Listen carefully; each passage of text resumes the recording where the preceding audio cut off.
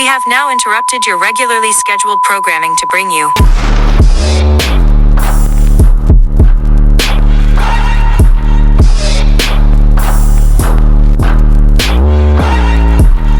All right. Welcome back, everybody. We are the Warheads. I am Roscoe Brown, and this is my partner, Apocalypto Joe. And today we're going to be discussing Kwame Brown and some of the comments that have been kind of flying back and forth between on social media between him and some sports journalists, some radio personalities, some print journalists. Apparently, there's been this long-standing thing that's been happening, if you will, with Kwame Brown. While his playing career was happening, we know that this guy, he was the number one pick in the draft. I believe, I want to say it was like 2000 or something like that. I have to go back and remember what year it was exactly. I know it was in the early part of the new century, but he was picked number one. He didn't pan out to be as great as everybody expects the number one picks to usually be, but he had an okay career, I guess, okay enough to play some 12, 13 years in the league. And he just had all these issues while he was playing because he was the number one pick. Like I said, didn't really pan out like everybody projected him to be. And a lot of the sports journalists of the time, they were calling him a bust and saying that he didn't have the greatest career, things like that. Guys like Stephen A. I know that there's been some things going back and forth between him and Steven Jackson, him and what's Steven Jackson's friend, my man with the curly hair, I forget his name right now on All the Smoke podcast.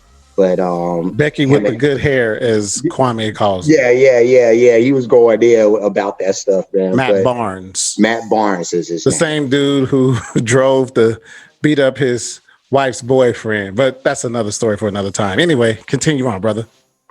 No, but kind of why I wanted to talk about this whole Kwame situation is because of the fact he's been going in. Apparently, he's been feeling some type of way about people saying the things that they've been saying over all of these years. And I guess he's kind of gotten fed up and decided to retaliate a little bit. So before I say anything about, how I feel about that situation, I just want to get your thoughts, Apocalypto. Well, the thing about it is this. Kwame Brown, I'll just put it out here like this from what I've been picking up on him. This is a man who's just fed up. I always think about the old Popeye cartoons when people would be picking up, and particularly Bluto. Popeye was manipulated by his woman. Olive Oyl was a manipulator. She was always doing the triangulation, trying to pit Popeye against Bluto. And then when things would blow up, she's asking for help. Bluto gets at Popeye, and what does he always say? Me takes alls, me can stands, till me can't stands no more. And so that's what I see from Kwame. Right. I was thinking of the rapper Kwame, but it's Kwame Brown. Mm-hmm. Yo, cousin. That's my people's, brother. That's my people's, man. That's same plantation, baby. Yes, sir. Yes, sir. Yes, sir. Had the same massa, apparently. But that's my take, like right off the bat. But I want you to elaborate on what's going on with this young lion, as I'll call him. Well, like I already said, man, the journalists for years have been going in on this guy, saying all types of things, being probably going a little bit over the top in some respects on their analysis, if you will, of this guy and his game. because Kwame, he feels as if they were getting a bit personal, or more than a bit personal rather, and that it was deeper than just the analysts talking or analyzing his game. And so Kwame, he retaliated and responded with a whole lot of fire and brimstone, and he's just been shooting shots at everybody right now. I named some of the names already, but anybody's been getting it. Rachel Nichols, from the jump. Just anybody who he think has said anything about him, Jamel Hill, and that whole deal with her, which that particular instance, I know we talked about that earlier, and I was saying something about her. I don't know if she tweeted the I choose violence statement, after one of Kwame's rants, but I think that in particular was to probably taken a little bit out of context, but I do understand what Kwame has been saying, just about how black men do get attacked by a lot of these outlets, and you don't see the same kind of scrutiny handed to the white guys, I guess. But I will say this. I will say that there's they are working for these companies who, these are white-owned companies in the first place anyway. So why would they, scrutinize their own, or push that machine anyway? But also there's the thing of a lot of these sports being dominated mostly by us, and us happening to be the bigger names in a lot of these sports. So my whole take on this thing kind of was, some of this is probably Kwame probably being a little thin-skinned and not really just taking in the whole fact that part of the scrutiny and being judged and all that is part of the career that he chose. Any and every number one who didn't pan out that's come across face some type of scrutiny. Greg Oden, Anthony Bennett, you can name busts all over the place who to this day they will still get talked about in a very negative light. So I don't want to just keep spewing. I want to give you a chance to say what you got to say, but yeah, that's just kind of some of the stuff that I was able to see and assess. So. Okay, well, me personally, I don't think he's being thin-skinned. I think this is a situation of it's no fun when the rabbit has the gun. Kwame's been quiet for a long time, and he's like that pressure cooker, and now it's time for that bad boy to explode. Sometimes people bite their tongues for a long, long time, and people don't want to hear it. Once again, don't throw stones if you live in a glass house. So I'm going to go in how he's going in at Envy. A lot of the stuff he's saying about DJ Envy makes sense. Envy, he cheated on his wife and went on an apology tour. No real man is going to sit up here and put his business out and apologize to all women because of what he did to one woman. So it's almost as if his wife had him by the balls. That's something that you settle in your household with your wife. But for Envy to be trying to go in on this brother, shut up, DJ Envy. Charlemagne too. You've had your fair share of nonsense that you'll put out into the universe. Kwame is headhunting right now. I think of, an analyst. Kwame's not even in the game, so they shouldn't even be talking about him at this point in time. If you want to sit up here and call him a bust, so be it. But there's a way to say things to season your words with salt. And everybody is not really taking this man into consideration. He said a lot of real things against Jamel Hill, Matt Barnes. Matt Barnes is trying to fight this man. These are just words. And like he was saying, these are just jokes, but Kwame ain't taking it like a joke. To me, Kwame is a man, and I don't have his nuts in my mouth, but he's standing up for himself, and you have to respect that. But it's some other things that I want to point towards, because the stuff that he's saying against the media juggernauts, if you can call them that, I won't even call them juggernauts, just the media personalities.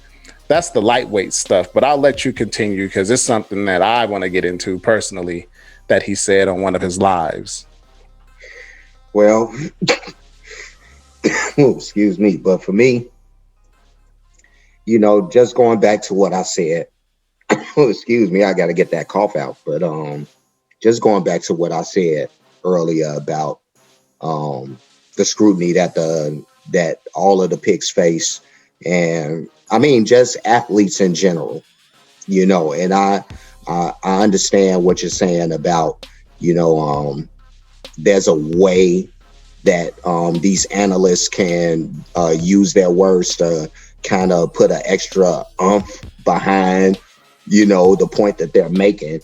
Still in all, part of their job is to be sensationalistic, you know. So they're actually in the business of trying to say whatever it is that's gonna be clickbaity, if you will, you know. So they're pulling out all the stops because they're in that business. It's just it's just kind of a product of the environment, if you will, you know. So I get what you're saying about, you know, some of these things and the way that they're being said, but Kwame ain't the first and he won't be the last to be like heavily scrutinized or called a bust. It's not like because Kwame is snapping out the way that he is that the word bust is now going to be eliminated from the lexicon. So yeah, he can scream as much as he wants,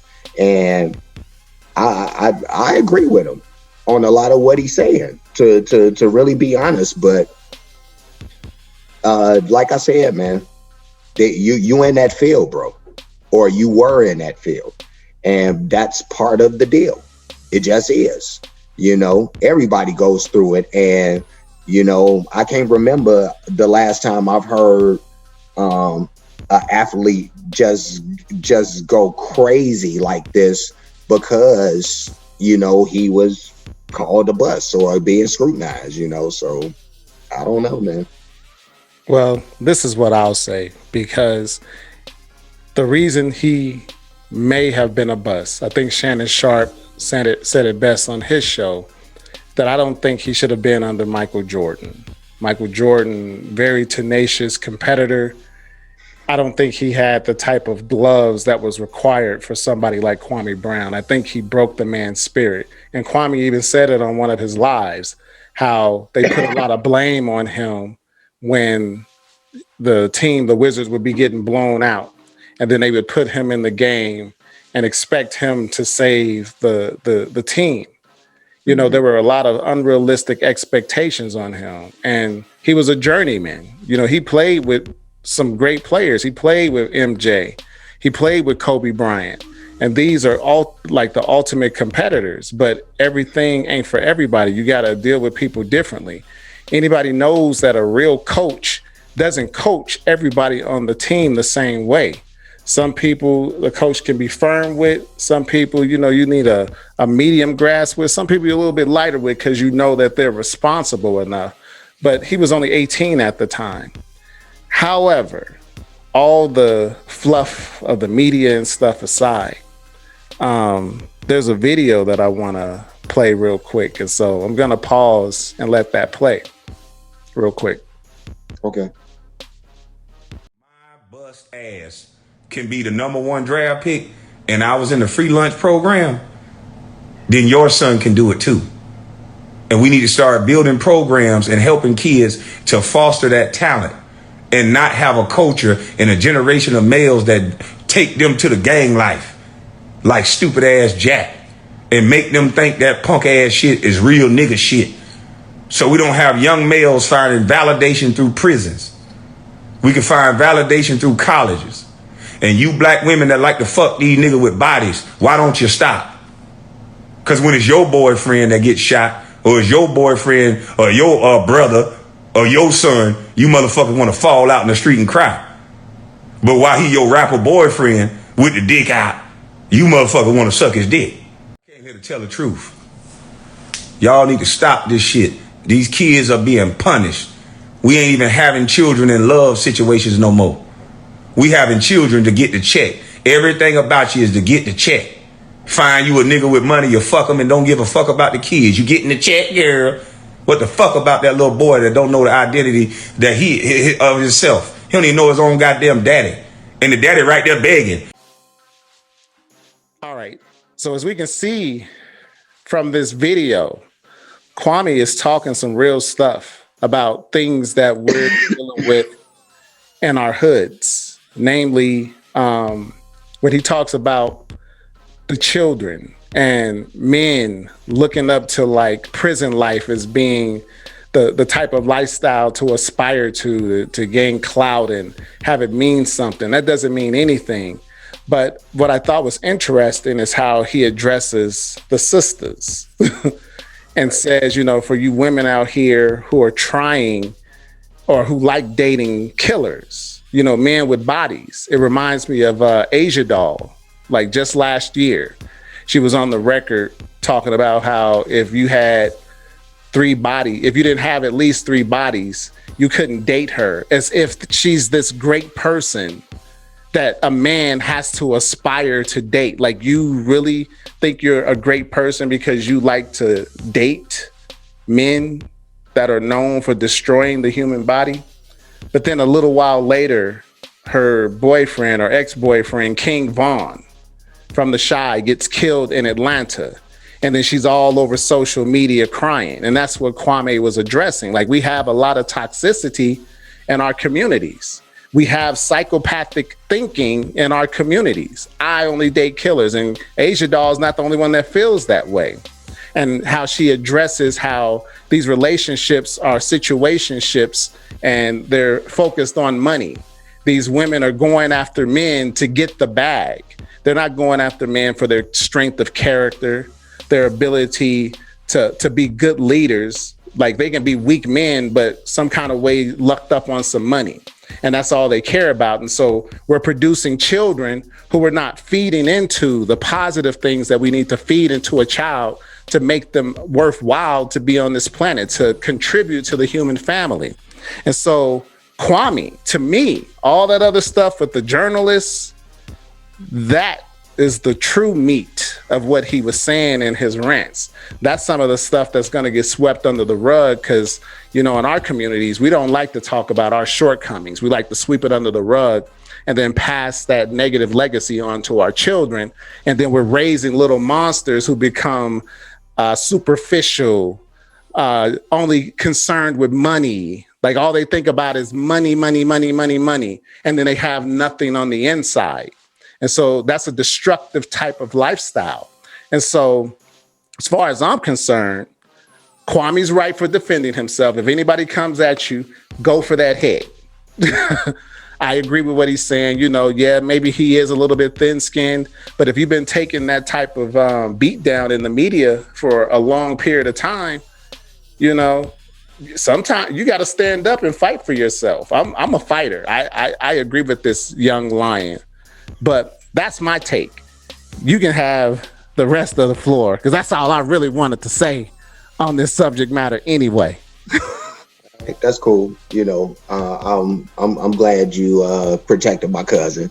You know, but yeah, I just want to go back to the whole bus thing, because Stephen A. actually says something about that I thought was very, very important, you know, and poignant. A very great point that he brought up is that when you think about bus and how, you know, people in the media will call them that, and a lot of these people who are the analysts and what have you, a lot of these people, some of these guys are former athletes and have played the game before, but some of these guys are also guys who have never touched a basketball or a baseball or a football and are criticizing and scrutinizing and analyzing these people and making these judgment calls about their game when they've never experienced the same thing. So it's one thing for, people like that who are calling him a bust when in actuality these type of people should actually be looking at him as a success. And these are some of the other things that Kwame was saying in some of his rants. NBA guys, will probably look at him in a whole nother light, because they're in that same stratosphere. They understand, they have the athletic skill, so for them to make certain judgment calls on him and to call him whatever they call him is one thing. But for somebody who's never played, never reached the NBA, and to say that somebody who's been able to be a number one pick in the NBA, regardless of whatever happens after the fact, but he had a 12, 13-year career, so long enough to make some money in the league. To the normal human being, that's a success. That's a success. That's a successful life, So the way that's, I just thought that was very big for Stephen A. to bring up something like that, to put things in perspective when you think about the word bust and how some people look at that. Yeah, I agree. Stephen A. never shot one NBA basketball in his life. He needs the STFU. Well, he's also the guy that brought up that point. So I mean, he's been around these guys, and he's played some basketball. He's nowhere near athletic enough to be considered to, for the NBA or nothing. But he understands on some level, I would guess. Just like we haven't played NBA basketball, but we played basketball. So on some tiny level, you can understand some things that some of these guys will go through. So. Right. But like I said, that's my takeaway from this whole situation. We'll probably touch on this more if it heats up. But as it is, you as the viewing audience, you've seen what's been going on. If you've been abreast to what Kwame Brown has been talking about, the beef that's being stirred up, the tension on social media. But this is an ongoing story. The Warheads just wanted to add our 2 cents, maybe 5 cents, maybe to the situation. And as it unfolds, if him and Matt Barnes get to throwing them, shooting the 5, we might be talking about this again real soon. If they get their Logan Paul, Nate Robinson on. yeah. Let's see who gets knocked out there. Let's see who go knock somebody out there. Right. But other than that, we just wanted to let you know, as usual, leave your comments in the comments section. Like, subscribe, hit that bell notification, and come and join us on our journey. Warheads out. I choose violence.